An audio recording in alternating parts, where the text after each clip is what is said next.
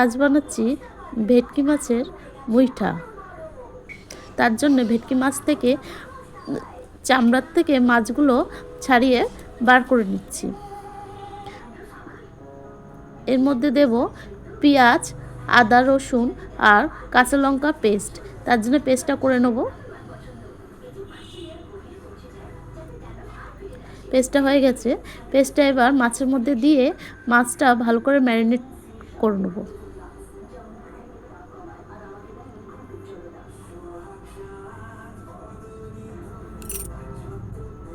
মশলাটা দিয়ে ভালো করে মাছটা ম্যারিনেট করে নিচ্ছি।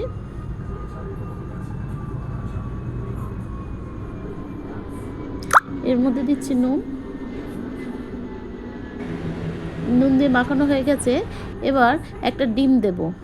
ডিম দিয়ে আবারও মাছটাকে ভালো মতন মাখিয়ে নিই। এবার একটা কড়াইতে গরম জল বসিয়েছি। সে জলটা গরম হয়ে গেছে। এর মধ্যে মাছগুলো মুঠো করে করে মাছগুলো জলের মধ্যে একটু ভাপিয়ে নেব।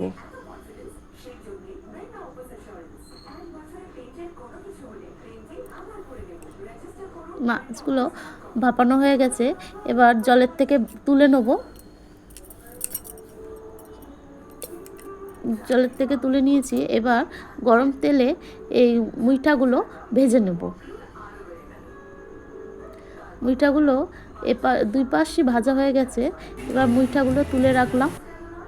এবার তেলের মধ্যে গোটা গরম মশলা জিরে ফোড়ন দিলাম। এবার দিয়ে দিচ্ছি পেঁয়াজ বাটা।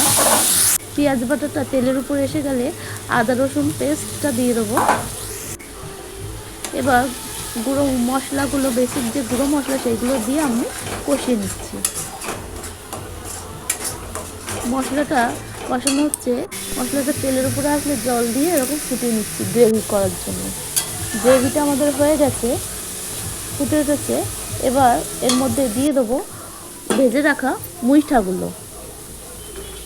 মুইঠাগুলো দিয়ে একটু ফুটিয়ে তার উপর গরম মশলা ছড়াবো। গরম মশলা দিয়ে মুইঠাগুলো নামিয়ে নিচ্ছি। আমাদের রেসিপিটি তৈরি, ভেটকি মাছের মুইঠা।